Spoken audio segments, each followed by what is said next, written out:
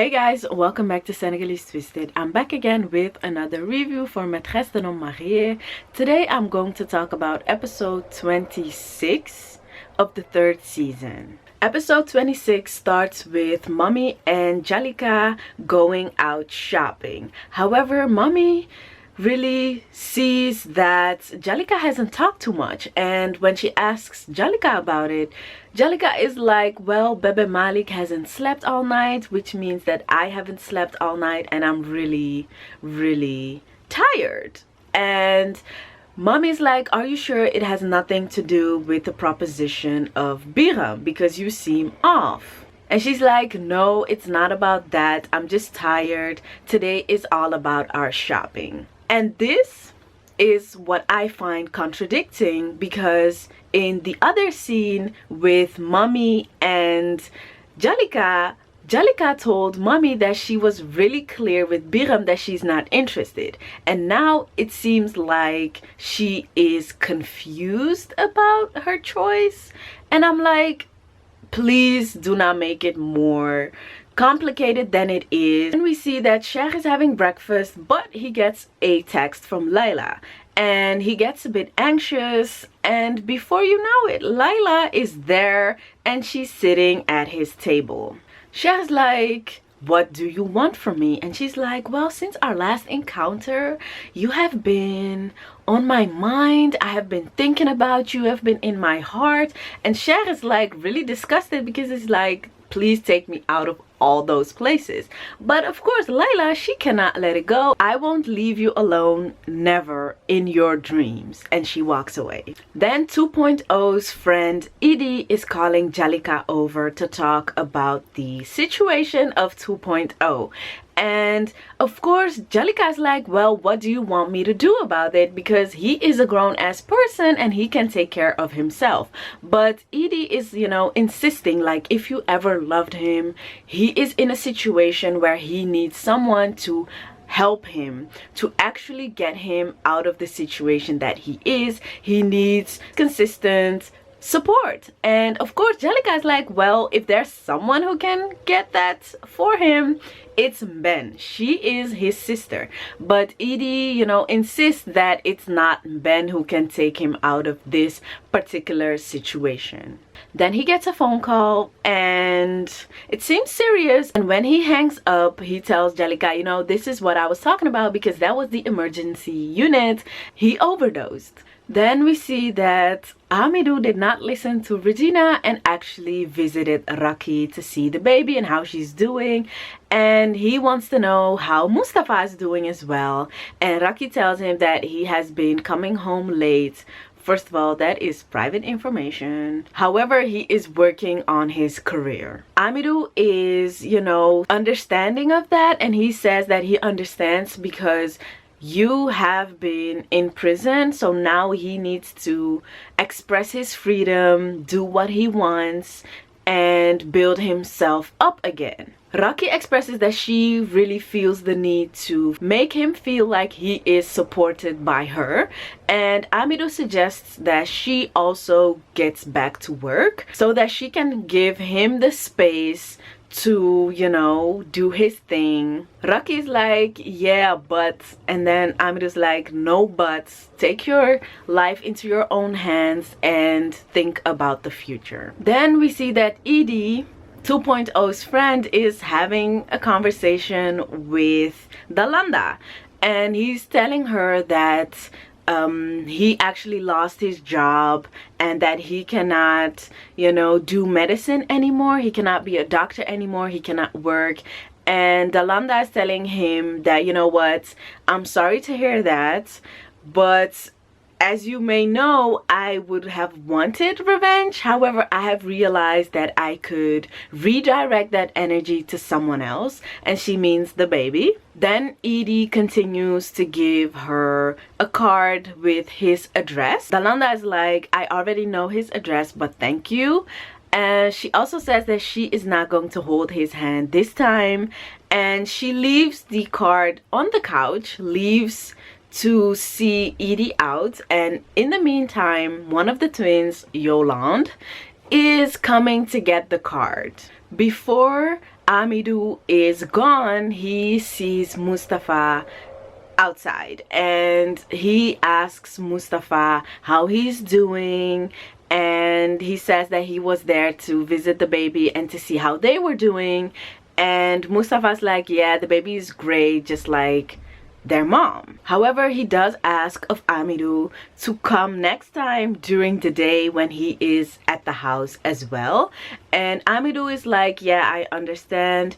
I just felt a connection to you, and I felt like your protectors and that I need to check up on you, but if you want me to stop, I can stop. And he's like, no, we highly esteem you and it's fine. Tyro is lying on this chair and Jalika is looking at him and she's like, every single time you suck me back into your life. He wakes up, asks for her forgiveness, but she's like, please rest. Then we're with the new parents, Mustafa and Raki.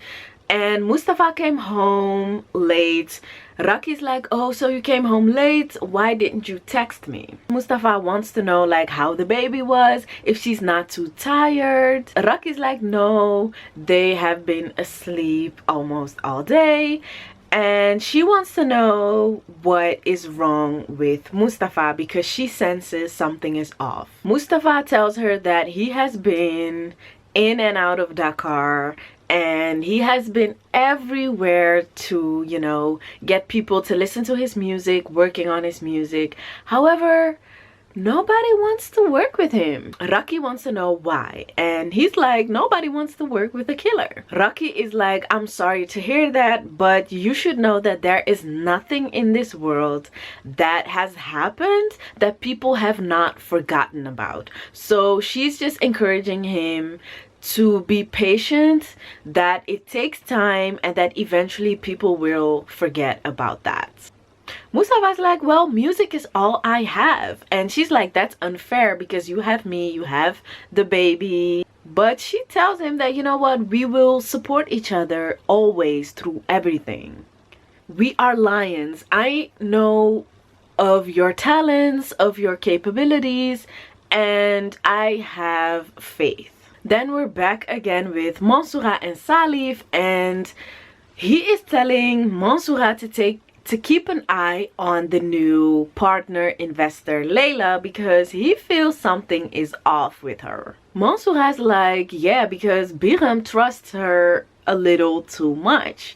And then Salif is actually proposing Mansoura to get a drink with him, but she doesn't want to.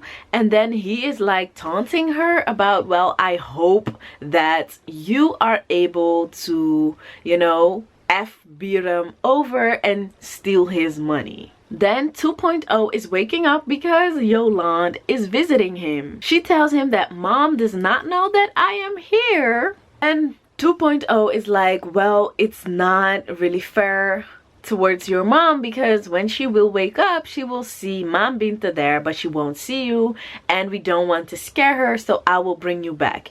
And I was like, well, you just OD'd like less than 24 hours ago. How are you able to drive?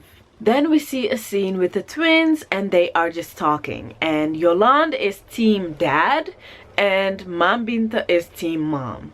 And Yolande is telling Mam Binta that the situation with their dad is really bad. She saw the medicine, the medication, she saw the state he was in, and she feels really bad for him.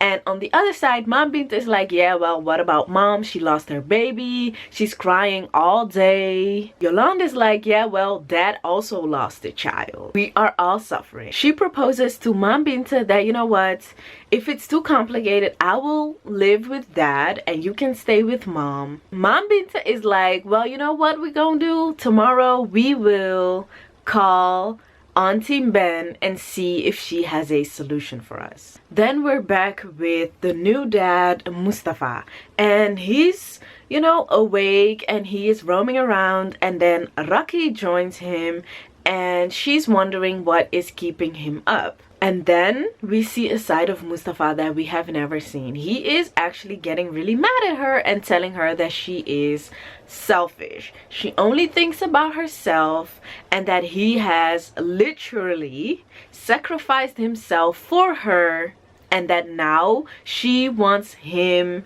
to just be patient, to just wait until things are going to work out for him and his music. Raki suggests that she will go back to work as Amidou has suggested. Why would you say that? As soon as Mustafa hears the name Amidou, is like, so now it's Amidou? It's not Mr. the lawyer? And she's like, what do you mean? What are you on about? Because she doesn't understand.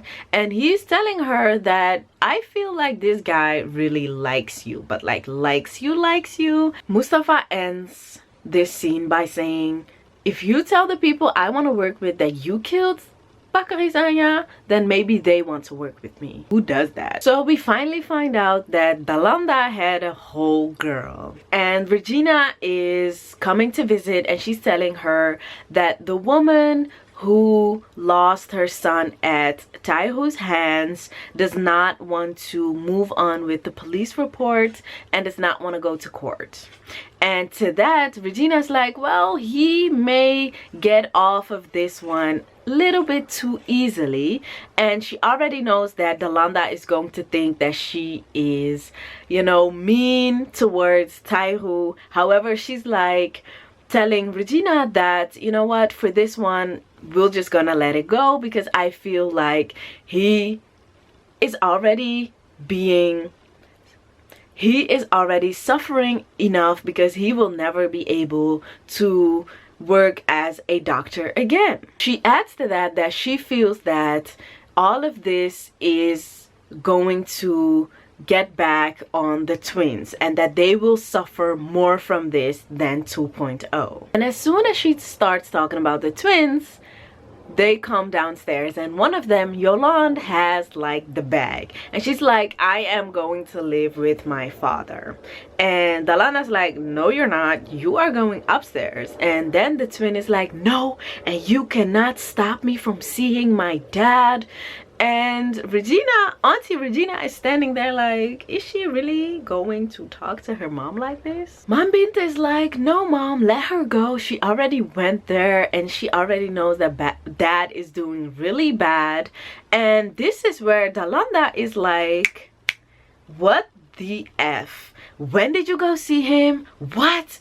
And then Yolande is also screaming at her mom, you will never be able to keep me from seeing my dad. And she screams like, never. Regina is like, well, this child is unpolite. Yolande looks at her and kisses her teeth and is like, Dalanda's response is, you know what, from tomorrow I will bring you to your dad's. Regina is like flabbergasted. She's like, are you going to let this go? That was it for episode 26 of Maîtresse d'un homme marié. I want to thank you guys for watching. Don't forget to like, comment, and subscribe. And definitely check out the comment section, because if I forgot a scene, you will be able to find that in there. See you guys in the next video.